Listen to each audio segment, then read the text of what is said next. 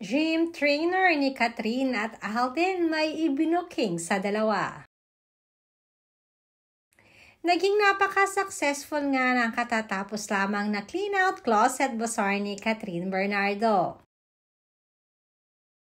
At halos kulang pa ang 2 araw para mapagbigyan lahat ng mga netizens na gustong bumili at suportahan si Catherine.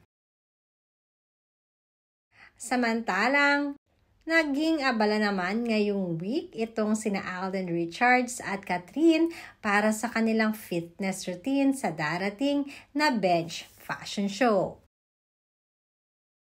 Madami ang nag-aabang nito dahil this year is a bigger and better kasama ang halos mga malaking artista na rarampa sa entablado.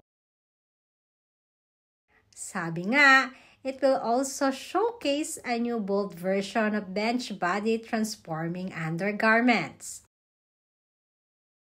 Bench ambassadors katulad na lamang ni Catherine Bernardo, Janine Gutierrez, Lavi Po, Alden Richards, Michelle D, Francine Diaz, Joshua Garcia, at Tasha Mula are all set to bear it all on the Bodywear 2025 runway wearing the newest bench body pieces.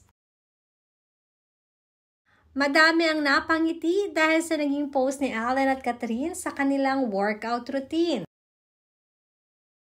Dahil marami ang nakapansin na iisa pala ang coach nilang dalawa na walang iba kundi ang Century 2 na BodyBuds 2014 male grand champion and fitness coach na si Mauro Lumba.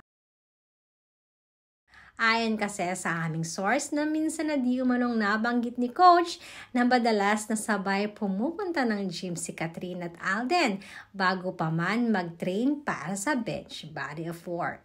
Ang ibig sabihin lamang nito ay hindi totoo na hindi sila nagkikita after ng movie nilang dalawa.